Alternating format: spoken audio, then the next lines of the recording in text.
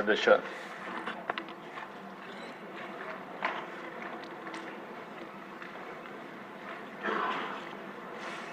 ఈరోజు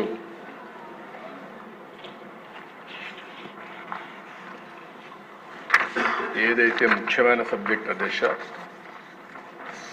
రాష్ట్ర ఆర్థిక పరిస్థితి పైన ఒక స్టేట్మెంట్ ఇవ్వదలుచుకున్నాం.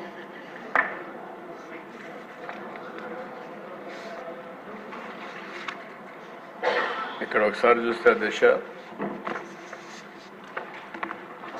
ఇటీవలే గవర్నర్స్ అడ్రస్ అసెంబ్లీలో చర్చించాం. ఒక బయట కానీ ఇక్కడ కానీ అసెంబ్లీలో కానీ ఒక 6 వైట్ పేపర్స్ కూడా ఈ ప్రభుత్వం అన్ని విషయాలు ప్రజలకు తెలియజేశాం. ఇక్కడికి వచ్చినప్పుడు అధ్యక్ష,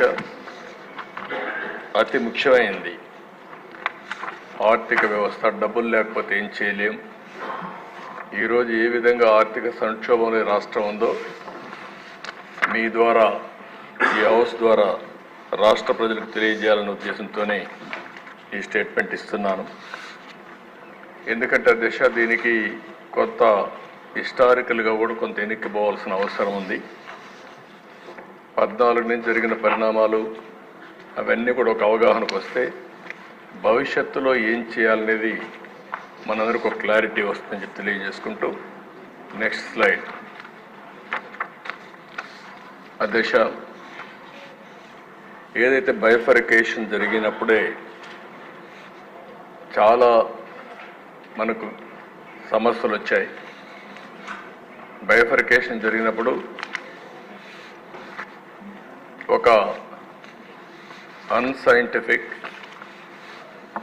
అన్జస్టిస్, ఇంజస్టిస్, అదే మాదిరిగా ఇర్రేషనల్ స్టేట్ బైఫర్కేషన్ ఆ రోజు జరిగిందని మనం చెప్పాం. స్టేక్ హోల్డర్స్ని ఎవరికి కాన్ఫిడెన్స్ తీసుకోలేకపోయారు.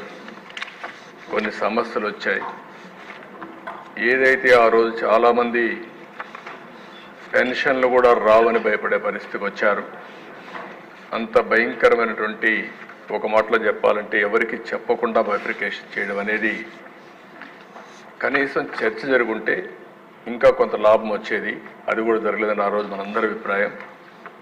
ఇంకొక పక్కన అధ్యక్ష, ఈ రాష్ట్రంలో అర్బన్ ఏరియాస్ తక్కువ ఉన్నాయి, సిటీస్ లేవు. ఏదైతే అర్బన్ లేదో దానివల్ల ఆదాయం కూడా ఇది వస్తుంది. రాజధాని హైదరాబాద్గా అభివృద్ధి కావడం, ఆ రాజధాని తెలంగాణ రాష్ట్రానికి వెళ్ళడం, తద్వారా మనకు ఆర్థిక ఇబ్బందులు వచ్చాయి. నెక్స్ట్ స్థూలంగా అధ్యక్ష, ఒకసారి మీరు చూస్తే ఆ రోజు విభజన సమయంలో ఆంధ్రప్రదేశ్ మనకు వచ్చిన ట్యాక్స్ అంతా కూడా 46% అధ్యక్ష. అంటే సమైక్య ఆంధ్రప్రదేశ్లో ఉండే ఆదాయంలో ఆంధ్రప్రదేశ్కి వచ్చిన ఆదాయం 46%. ఇంకొక పక్క అధ్యక్ష, జనాభా చూస్తే 58%.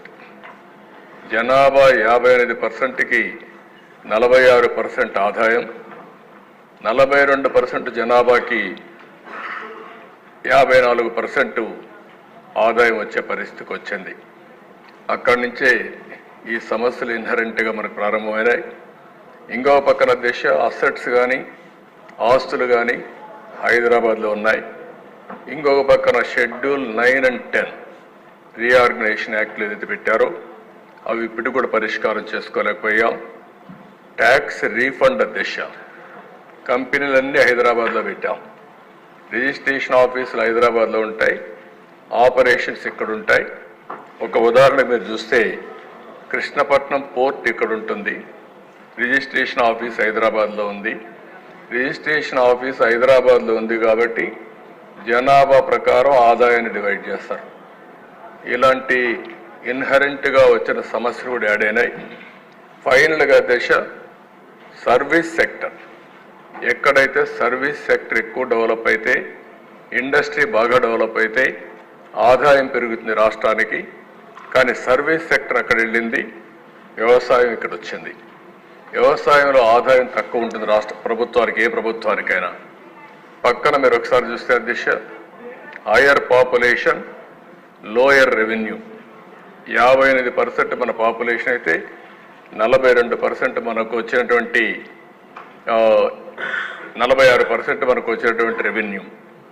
ఇంకో పక్కన 42% జనాభాకి 54% ఆదాయం బైఫర్కేషన్ సమయంలో వచ్చింది. ఇంకో పక్కన దేశ పర్ క్యాపిటా ఇన్కమ్ 2014-15 కంబైన్డ్ ఆంధ్రప్రదేశ్లో 95,185 రూపాయలు తలసరి ఆదాయం. విభజన జరిగిన తర్వాత ఒకేసారి క్వాంటమ్ జంప్ మీరు ఒకసారి చూస్తే ఏపీ ఆంధ్రప్రదేశ్ 93,903కు తగ్గింది. తెలంగాణ 1,24,104 రూపాయలకు పెరిగింది. ఇంకొక పక్కన దేశ వ్యవసాయం చూస్తే ఆంధ్రప్రదేశ్ అండ్ తెలంగాణ కంపేర్ చేసుకుంటున్నాం. 2014లో 33% వ్యవసాయం ముందుంటే అది మనకు ఏదైతే ఆంధ్ర 33%కు వచ్చింది, తెలంగాణ 19%కు వచ్చింది. Industry Andhra Pradesh 23%, Telangana 19%. Service sector దిశ 44% ఆంధ్రప్రదేశ్, 61% తెలంగాణ. 17% డిఫరెన్స్ ఒక్క సర్వీస్ సెక్టర్లో వచ్చింది. దానికి కారణం హైదరాబాద్. దీనివల్ల ఒక స్ట్రక్చర్లోనే ఈ రాష్ట్రానికి కొన్ని ఇన్హరెంట్ సమస్యలు వచ్చాయి. అలాంటి సమస్యలతో విభజన జరిగింది. కానీ ఒక విధంగా చెప్పాలంటే రెండు తెలుగు రాష్ట్రాలే, తెలుగు జాతి ఉంది. ఒక విధంగా నాకు ఒక సాటిస్ఫాక్షన్, నేను ఆ రోజు చేసిన అభివృద్ధిని తెలంగాణ కంటిన్యూ చేస్తున్నారు ఏ ప్రభుత్వం వచ్చినా. అందువల్ల ఇబ్బందులు తగ్గాయి. మన రాష్ట్రానికి వచ్చినప్పుడు నిన్న మనం మాట్లాడుకున్న ఏమేం జరిగినాయని. నెక్స్ట్ వెళ్ళండి. ఇక్కడికి వచ్చినప్పుడు దేశ హైదరాబాద్ అక్కడికి వెళ్ళింది, కొంత ఎకో సిస్టమ్ వచ్చింది. మళ్ళీ ఈ రాష్ట్రంలో మనం అభివృద్ధి చేసుకోవాలి. ఇక్కడ కూడా కొన్ని అడ్వాంటేజెస్ ఉన్నాయి. ఒకటి, ఒక రాజధాని కట్టుకోవడం ఒక అవకాశం. పోలవరం నేషనల్ ప్రాజెక్టుగా పెట్టారు. పోలవరాన్ని పూర్తి చేస్తే ఎవ్రీ ఎకరాకు నిండించుకోవచ్చు. ఇంకో పక్కన ఇక్కడ తీర ప్రాంతం సుదీర్ఘంగా ఉంది. ఇవన్నీ కూడా అభివృద్ధి చేస్తే ఈ ప్రాంతం కూడా తెలంగాణతో సమానంగా ముందు వెనక్గా ముందుకు పోతుందని చెప్పే ఉద్దేశంతో 5 ఏళ్ళు పెద్ద ఎత్తున అభివృద్ధి కోసం ముందుకు పోయాం. అదే సమయంలో సంక్షేమాన్ని కూడా బ్యాలెన్స్ చేశాం. ఇక్కడ ఒకసారి దిశ మీరు చూస్తే హై ఎక్స్పెండిచర్ అండ్ ఇరిగేషన్, ఎప్పుడూ పెట్టనంత ఇన్ఫ్రాస్ట్రక్చర్కి ఇరిగేషన్ ఇన్ఫ్రాస్ట్రక్చర్ పెట్టాం. 64,000 కోట్ల రూపాయలు 5 సంవత్సరాల్లో పెట్టడం చరిత్రలో ఎప్పుడూ పెట్టని విధంగా పెట్టుబడులు పెట్టాం. దాని ఫలితాలు కూడా వచ్చాయి. ఇంకో పక్కన దిశ పట్టిసీమ లిఫ్ట్ ఇరిగేషన్. పోలవరం పూర్తయ్యే వరకు పట్టిసీమ ఒక లిఫ్ట్ ఇరిగేషన్ పెట్టి ఇమ్మీడియట్ బెనిఫిట్ రావడానికి నీళ్లు తీసుకొచ్చాం.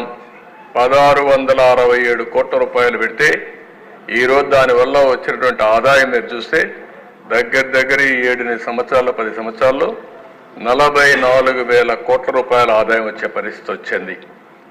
ఇంకో పక్కన దిశ విజయవాడ, రాజమండ్రి, తిరుపతి, కడప ఇవన్నీ ఎయిర్పోర్ట్స్ అన్ని అభివృద్ధి చేశాం.